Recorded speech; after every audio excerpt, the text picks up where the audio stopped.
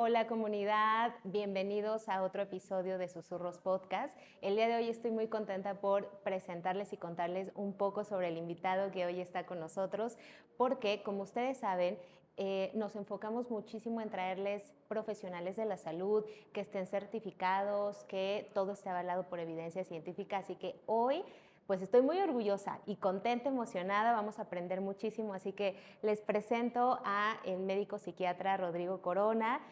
Nos va a hablar un poquito de qué es, qué más ha estudiado, para que ustedes lo puedan conocer, y también les vamos a dejar sus redes sociales aquí en el print. Así que, Rodrigo, bienvenido, ¿cómo estás? Estoy muy bien, estoy muy contento y muchas gracias por recibirme aquí. Un saludo a tu comunidad y Perfecto, a su súper. servicio. Muy bien, excelente. Cuéntanos un poquito qué haces actualmente, a qué te dedicas, de tus profesiones, un poquito. En la actualidad me dedico exclusivamente a mi consulta privada. Yo me dedico a la práctica de la psiquiatría clínica. También me dedico a la psicoterapia. Ok. Entonces yo tengo casos de psicoterapia. En los dos últimos 6 meses, 8 meses, estoy aceptando exclusivamente para psicoterapia de grupo. Yo me formé como psicoterapeuta individual y grupal en la Asociación Mexicana de Psicoterapia Analítica Grupal, la AMPAG, que es una asociación que busca hacer accesible a las personas servicios de psicología. Entonces hay terapia familiar, individual, grupal, y ahí tenemos un grupo. Y algunas personas me han visto por allí porque ando creando contenido, sobre todo de tipo psicoeducativo, para tratar de acercar a las personas a que encuentren servicios de salud mental y que entiendan un poquito más cuál es el sentido de tomar medicamentos y de trabajar en psicoterapia. Excelente, muy bien. Entonces, muchísimas gracias por esto. Yo lo conozco desde hace un par de años que llevo siguiendo tu contenido por ahí en TikTok. Entonces, hace un momento le comentaba a Rodrigo que me ha servido mucho para algo práctico en mi relación de pareja, con amigos, pero como soy psicóloga clínica, también algunas cosas que desconozco de la psiquiatría, por ahí me podré informar. Ojo, al igual que TikTok y este episodio, es solo para informar, ¿ok? Ustedes pueden acudir a terapia o buscar alguna solución práctica para sus necesidades. Pero bueno, vamos a empezar, Rodrigo. Por acá tenemos unas tarjetitas. Vamos a hacer un pequeño juego. Entonces, la que quieras elegir, leemos la pregunta y tú nos acompañas a responderla, ¿sale? Entonces, pues, Ay, no, elige tú la tarjeta. seguro entonces, muy bien. Ok, a ver, vámonos a conexión mental, que es una tarjetita que pocos la usan, y te la leo y nos compartes. ¿De qué forma estás buscando cambiar patrones del pasado o buscando mejorar o buscando sanar? Lo primero es la práctica de la psicoterapia. Okay. Yo sigo yendo a terapia. Entonces, muchas veces uno se da cuenta por distintos dispositivos. Estaba justamente platicando con una paciente hace unos minutos todavía.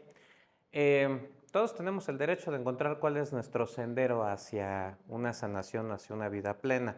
Yo sigo estando en psicoterapia de grupo. Yo asisto a un grupo de psicoterapia. Hay otras personas allí que no trabajan en lo mismo que yo y uno sigue explorándose, pero he recorrido muchos senderos pues, para justamente tratar de identificar cuál ha sido mi educación, qué cosas de mi educación sigo estando de acuerdo con ella o con qué cosas puedo estar todavía en conflicto o cómo puedo encontrar una nueva vertiente y hasta pues, poder disfrutar de una paz mental, ¿no?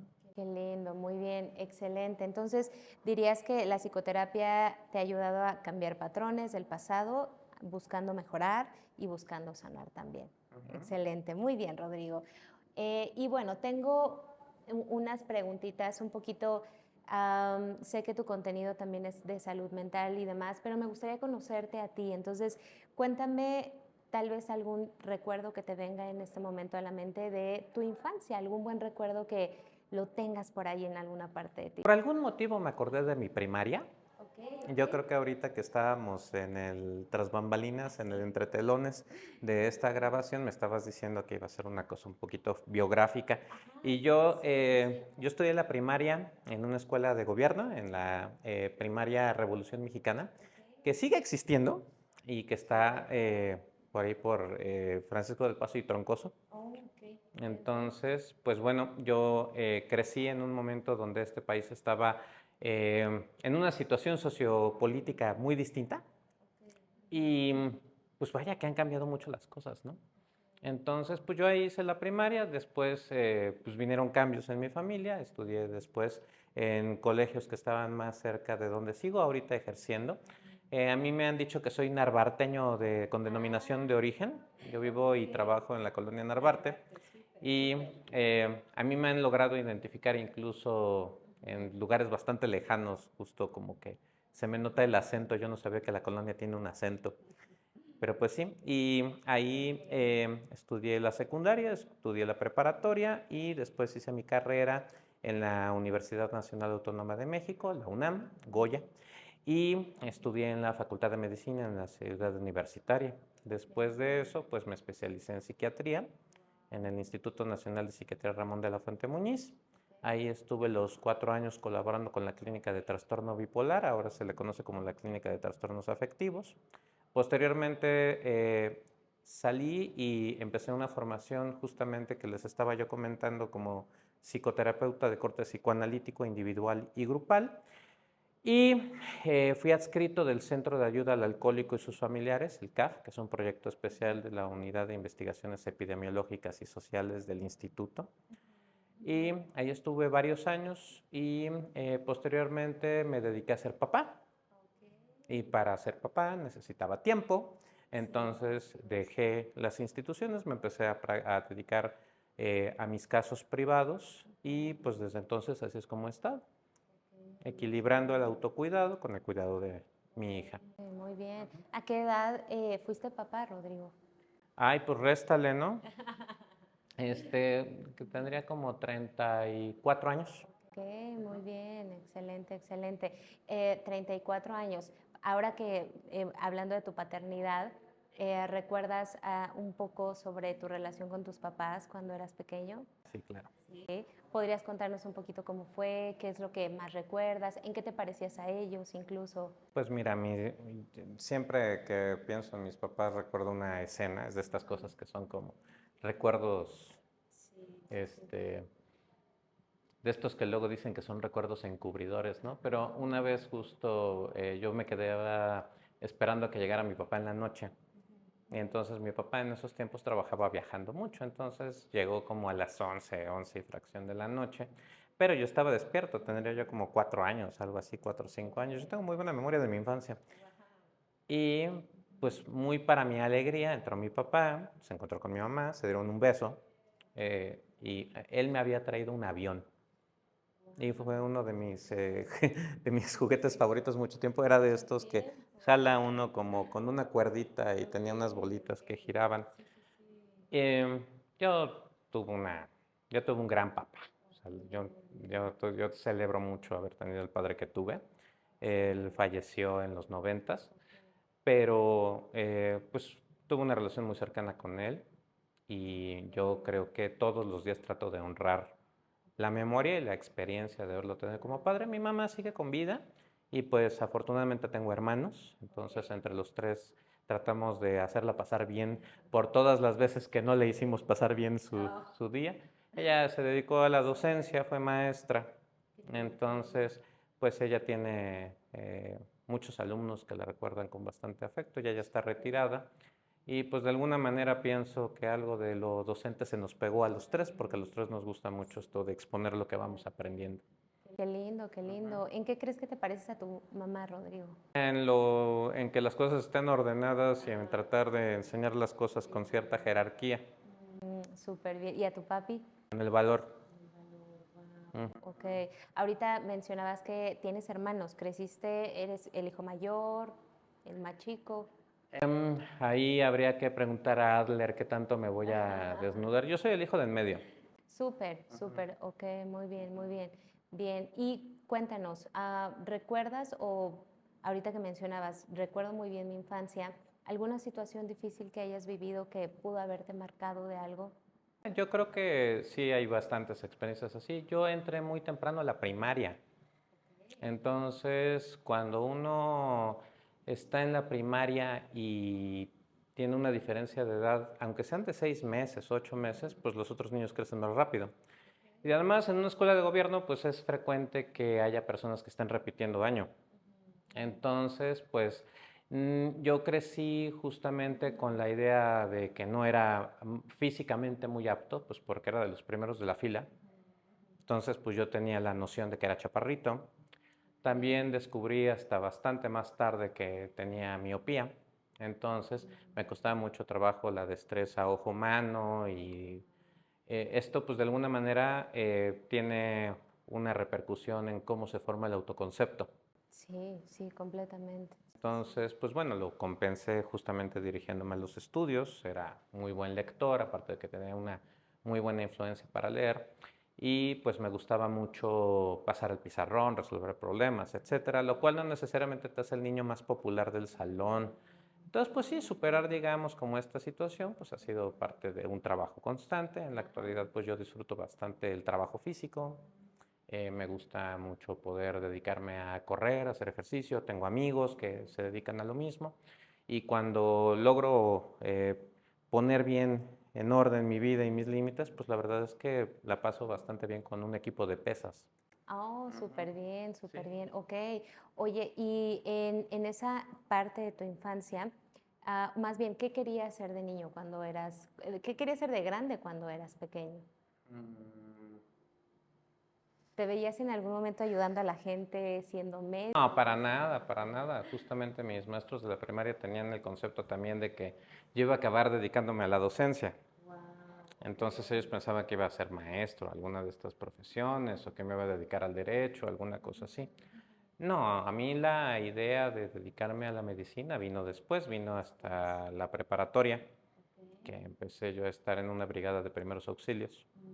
Y entonces pude contrastar con la realidad de que, en opuesto a lo que pensaban mis maestros en la primaria, pues a mí sí me gustaba la acción, y sí me gustaba la urgencia, y sí me gustaban estas cosas que a otras personas les puedan impactar mucho, o generar asco, o generar rechazo, vaya, poder ver heridas, poder ver fracturas, poder, pues era algo que sí me gustaba hacer. Entonces, pero eso lo descubrí hasta la preparatoria, antes de eso ni pensarlo. Claro. ¿Y cómo fue tu guía entonces a la medicina posterior a la psiquiatría? Es una historia larga, pero trataré de ser preciso. Me di cuenta que era muy importante y muy necesario para el bienestar de los pacientes que estaban en el hospital, internados, tener una buena comunicación con sus médicos. Entonces, a mí mis adscritos se dieron cuenta de que me gustaba, que tenía un talento para escuchar a los pacientes, para escuchar cuáles eran sus preocupaciones, sus miedos, que para un médico que está ocupado con muchísimos casos, pues puede ser algo que los retrase en su toma de decisiones, que les haga más difícil la jornada. Entonces me mandaban a mí de interno a hablar con ellos. Entonces, Corona, ve por favor y convéncele a esta persona de que se deje operar, de que nos firme el consentimiento informado. Entonces, explícale cuáles son los riesgos, pero que te firme. Entonces, pues esos eran mis primeros trabajos allí. También, pues la calidad de vida de los pacientes en muchas veces. Esto ha generado algunas polémicas en otras entrevistas porque yo sostengo que, que la calidad de vida puede ser más importante que la longitud, en la que tú puedes mantener a alguien con vida a través de tecnologías que tenemos, de intubaciones, de aparatos en terapia intensiva. Esta no es la idea de todo mundo. Muchas personas prefieren aferrarse a la vida, le tienen mucho miedo a la muerte, le tienen mucho miedo a enfrentar la muerte de sus seres queridos, lo cual es totalmente comprensible. Sin embargo, el poder apreciar la vida mientras la tenemos y trabajar en la calidad de la vida que tenemos, pues me fue orientando más hacia la relación médico-paciente como una fuente de salud, como un ejercicio terapéutico. Y adicionalmente a eso, tuve la oportunidad de hacer el servicio social en investigación en el Instituto Nacional de Neurología y Neurocirugía Manuel Velasco Suárez, que está al sur de la Ciudad de México. Y ahí trabajé con un neurocirujano y veíamos pacientes con epilepsia refractaria a tratamiento farmacológico. Y cuando uno ve el cerebro vivo cerebro humano vivo en operación, pues es algo que no se te olvida cómo se ve, porque es algo que no solemos ver. O sea, nos imaginamos cómo se ve el cerebro dentro del cráneo, hay imágenes cerebrales, etcétera. Pero es muy distinto a verlo, a ver cómo es rosita, cómo está irrigado, cómo está activándose ciertas áreas, porque ves que se van sonrojando cuando están activas. Pues eso no se te olvida. Entonces, ir conjugando estas cosas, pues me fue orientando hacia las neurociencias más esta facilidad de palabra para poder establecer relación con los pacientes. Y finalmente, que era algo donde todo lo que yo había estudiado por pasatiempo, por hobby, pues era útil, que yo creo que sigue siendo muy útil. Entonces, pues así es como decidí dedicarme a la psiquiatría. Súper bien, ok. ¿Cuáles dirías que son tus valores que te representan a ti como médico psiquiatra en la actualidad? Yo creo que justamente cuando uno habla de los valores a los que uno aspira, hay que reconocer que uno los sigue buscando.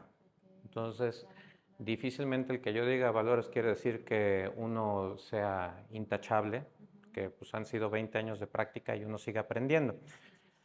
Pero buscar la transparencia con compasión, equilibrar la transparencia con la compasión, es como ser honesto pero sin ser agresivo, sin ser lesivo, eh, poder integrar la integridad entre la salud física con la espiritual en un contexto en el que hay polarización entre los que buscan la ciencia fría y dura y el rechazo a estas posiciones.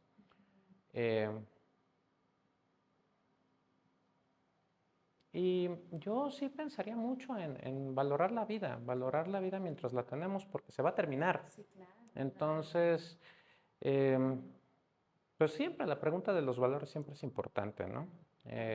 Porque no tiene decía uno de mis maestros de la preparatoria, el maestro, yo creo que es doctor ya en ciencias, el doctor Oswald Basurto, decía que a una buena pregunta correspondían respuestas incompletas.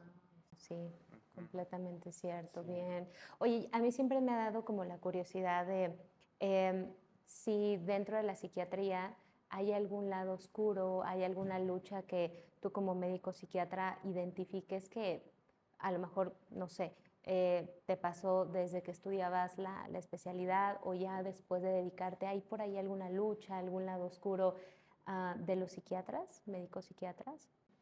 Pues mira, yo quisiera entender tu pregunta desde el lado de la antipsiquiatría, Ajá, sí, sí, que sí. es algo que está bastante escrito, bastante señalado y con los que muchos practicantes de la salud mental estamos de acuerdo, que para que uno pueda ejercer de una manera ética, pues es importante conocer, si tú tienes una herramienta, cuáles son sus usos y cuáles han sido sus abusos. Entonces, pues he escrito mucho, hay capítulos en libros bastante conocidos como el Kaplan, el tratado que utiliza cualquier residente de psiquiatría, trae un capítulo que habla sobre antipsiquiatría. Entonces es importante conocer la obra de Michel Foucault, que es filósofo, la obra de Thomas Szasz, que lo que nos habla es cómo el que un ser humano reciba la tarea o tenga la facultad de decir que otra persona padece de sus facultades de juicio en distintos momentos de la historia ha generado abusos, ha generado el que ciertas personas, y esto contribuye al estigma y a que muchas personas tengan miedo de acercarse a un psiquiatra con justa razón y con justo motivo, ¿no?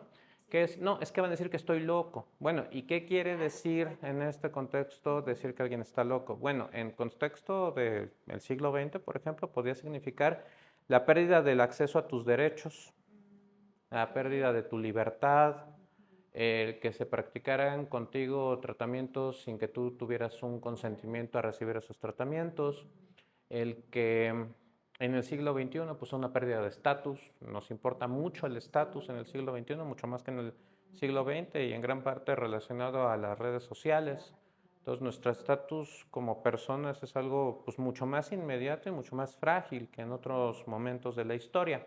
Entonces, el recibir un diagnóstico y que ese diagnóstico se haga público, pues es algo incluso que puede afectar tus derechos políticos. Está la famosa ley Goldwater por ahí, donde el que a alguien se le coloque un epíteto, un diagnóstico, puede decirse para tratar de impedirle ganar una elección, ¿no?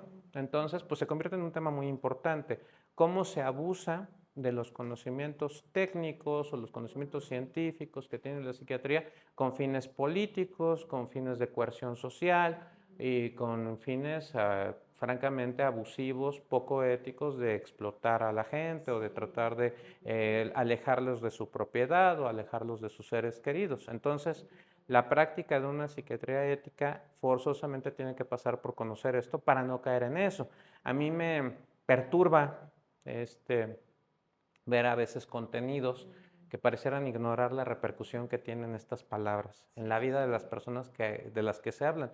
Ha habido en el año pasado, por ejemplo, estamos grabando ahorita en el 2025, estimada comunidad, y por ejemplo en el 2024 hubo varios casos donde fue motivo de la creación de mucho contenido por parte de influencers, de personas que se dedican, que nos dedicamos a crear contenido, pero que iban encaminados como para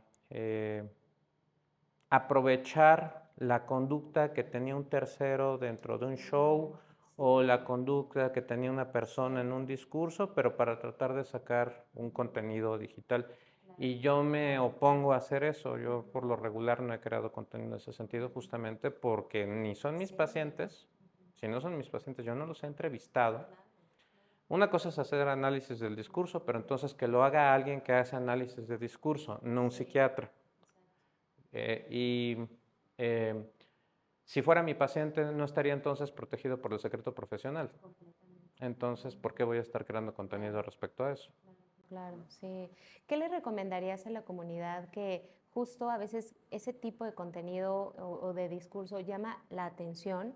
Lo buscan, ¿no? Adolescentes, padres de familia o personas que están batallando con alguna enfermedad mental. ¿Qué recomendarías tú a la comunidad para eh, que puedan elegir de alguna forma y tener su propio criterio, personas, contenido que pueda ayudar a su salud mental y no perjudicarlo? Yo pienso que el cultivar un pensamiento crítico es una virtud. Y para cultivar un pensamiento crítico contrario a la censura, yo lo que sugeriría sería buscar cuáles serían los puntos en contra y evaluar, ¿no? O sea, si este es un contenido que dice A o que dice números, yo busco un contenido que diga Z, ¿no? Y trato de encontrar algo que corresponda con cómo yo he ido construyendo mi propio pensamiento. Eh, Existe el fenómeno de las cámaras de eco, donde incluso el algoritmo hace esto, donde si tú ves un tipo de contenido, el algoritmo te presenta más contenido parecido, pero no te suelen presentar un contenido en contra. Uno tiene que hacer eso. Como vivimos en estos tiempos tan auxiliados por algoritmos, ahora incluso hay herramientas de curaduría de noticias donde te presentan la alineación política o ideológica de una noticia y te sugieren cuál es la opuesta para que tú formes justamente una visión en medio más informada, ¿no? Ok, excelente, muy bien, perfecto. Listo, pues Rodrigo, parte de la comunidad mandó por ahí algunas preguntitas, de repente mitos generales que tenemos, me incluyo yo también en algún momento de la psiquiatría, entonces nos podrías orientar rapidísimo algo práctico como quitar los mitos, sobre todo porque la comunidad, sé que pacientes, amigos, familiares muy cercanos se han topado con medicamentos psiquiátricos, entonces estaría buenísimo. Uno de los mitos es que si ir al psiquiatra es para locos. No, es para cualquier persona que esté experimentando un trastorno de su pensamiento, su emoción o su conducta. Excelente. Siguiente mito. ¿Los medicamentos psiquiátricos te dejan como zombie o te vuelven adicto? Sí, si están mal prescritos. O sea, Los medicamentos psiquiátricos pueden generar ataraxia, que es una pérdida de interés en las cosas. Entonces, esto se prescribe para ciertos casos en específico, no es para todo mundo.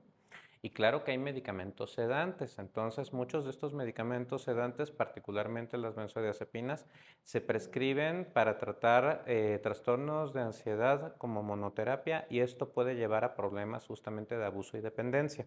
Entonces no se automediquen y busquen a un psiquiatra.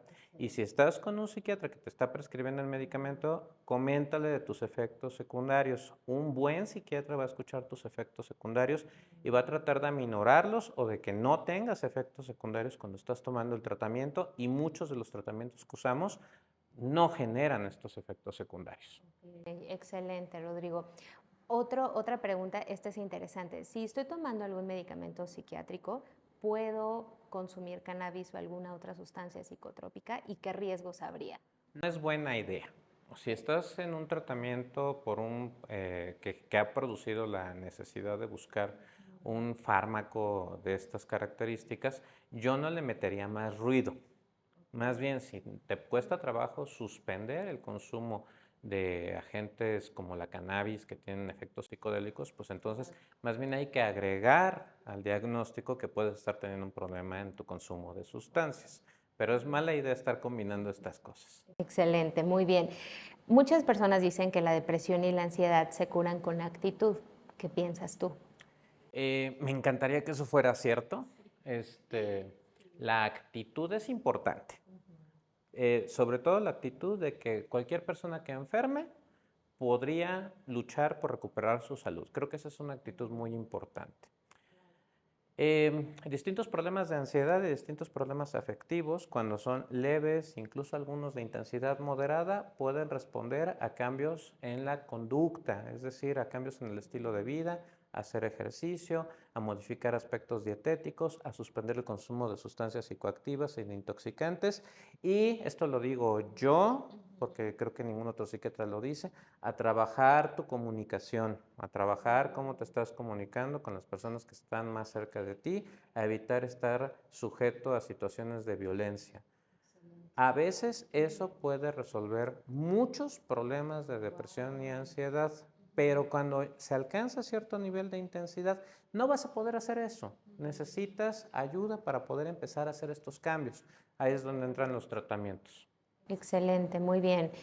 Aquí dice, el psiquiatra solo receta pastillas, no te escucha. ¿Eso es cierto? Sí, cuando un psiquiatra solamente se ha formado como un médico institucional, no tiene, la verdad, mucho tiempo para atenderte. Entonces, va a escuchar tus síntomas, va a ver tu diagnóstico, muchas veces va a repetir lo que hizo el que hizo la nota pasada y te va a repetir el tratamiento. Esta no es la práctica de la medicina como arte. La medicina requiere de escucha, requiere de una relación médico-paciente integral, requiere de tiempo, requiere de atención, requiere de disposición y requiere de un contrato entre quien provee el servicio y entre el que recibe el servicio.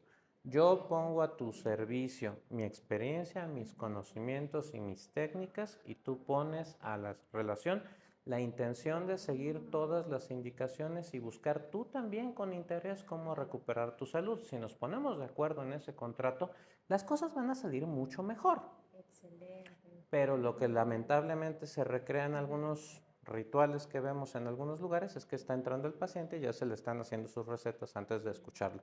Esa no es la práctica de la medicina como arte. Eso es simplemente lo que hay. Qué bello acabas de compartir, Rodrigo. Muchas gracias. Otro mito es, una vez que empiezas con medicamentos, ya nunca lo dejas. No, o sea, lo que buscamos es una recuperación funcional completa. En una recuperación funcional completa, en muchos casos vamos a poder retirar los medicamentos. En otros casos, no.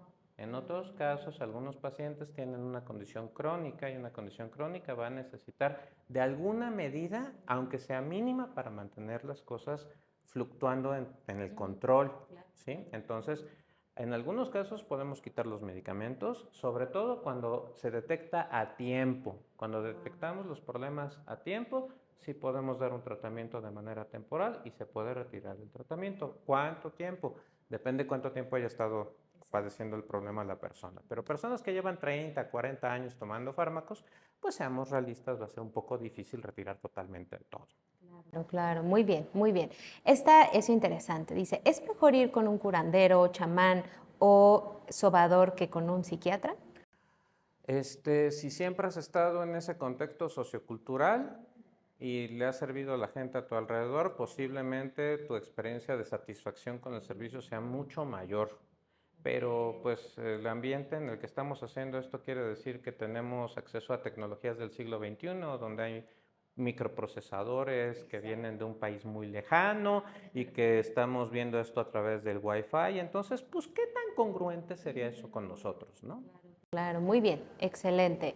Los niños adolescentes no necesitan de psiquiatría por ser niños. Eso es falso. Cualquier persona que tenga cerebro puede tener un trastorno de su pensamiento, emoción y conducta, y pues hasta donde llega mi conocimiento, todos tenemos cerebro desde antes de nacer. Excelente, muy bien, perfecto. Y para terminar, Rodrigo, ¿algún consejo, tip práctico que la comunidad te pueda escuchar? Posiblemente muchos se identificaron con algo de ti, de tu historia de aprendizaje, o de hablando de estos problemas de salud mental, trastornos mentales. ¿Qué podrías recomendar tú? Un par de cosas prácticas a la comunidad. Eh, Dosifiquen sueño a su vida. Su sueño es muy importante, es prioritario que reconozcan que el sueño es una actividad muy importante para conservar su salud mental. El sueño no es algo de lo que podamos disponer para acabar de trabajar o para acabar de estudiar. Eso necesitamos contrarrestar esa idea. Necesitamos guardarle respeto a nuestro sistema nervioso, entonces es importante cuidar nuestro cerebro. Por favor, si usas scooter, si usas patineta, si viajas en bicicleta, si estás en movimiento a cierta velocidad, ponte tu casco. Eso es muy importante, respeta tu cabeza. Y si estás experimentando con sustancias psicoactivas, yo te recomendaría aplazar esto hasta que se termine de desarrollar tu cerebro por ahí de los 25 años. Antes de eso no sería recomendable estar experimentando con sustancias psicoactivas. Eh, Adicionalmente a esto, si tú tienes dudas con respecto a qué es lo normal con tu experiencia emocional, con tu contenido del pensamiento o con tus conductas, busca información con tus pares, busca información en las redes de gente que esté hablando de esto y cuando tengas suficiente información, acércate con confianza a un especialista en salud mental. Siempre tienes derecho a una segunda opinión. Si con la primera opinión no te gustó, busca una segunda. Todos tenemos el derecho a buscar nuestro propio sendero hasta encontrar de nuevo la recuperación. Wow, excelente. Terminamos muy bien, comunidad. ¿Dónde podemos buscarte? La comunidad por ahí, TikTok. ¿Cómo te llamas en redes sociales, Rodrigo? En YouTube y en TikTok estoy trabajando como psiquiatra Rodrigo Corona. Tengo una página de Facebook que casi nunca actualizo, es consultorio del doctor Rodrigo Corona. Tengo una comunidad en WhatsApp con el número 55 10 58 56 11. Ahí informé, por ejemplo, que estábamos grabando este podcast el día de hoy. Y también ahí, pues si puedo orientarlos en algo, con mucho gusto. Muchísimas gracias, Rodrigo. Nuevamente agradezco bastante tu tiempo, el que estés acá. Luego en mensaje súper dispuesto y yo lo valoro bastante. Mi admiración y respetos a todo el trabajo que haces, tus conocimientos y creo que fuiste de gran ayuda ahora en la comunidad. No olviden que priorizamos siempre su salud mental, así que ya escucharon las indicaciones del psiquiatra Rodrigo. Hagan caso, por favor. Yo me voy a incluir en esa parte del sueño porque creo que a veces lo tomo como ya el premio del día y es algo que necesitamos recapacitar. Entonces, muchísimas gracias, Rodrigo. Y pues, comunidad, no olviden suscribirse, compartir si de algo se sintieron identificados, les gustó algo o tienen por ahí algún otro mito de la psiquiatría, medicina, psicología, lo pueden poner en los comentarios y nos vemos para otro capítulo. Que estén muy bien. Chao.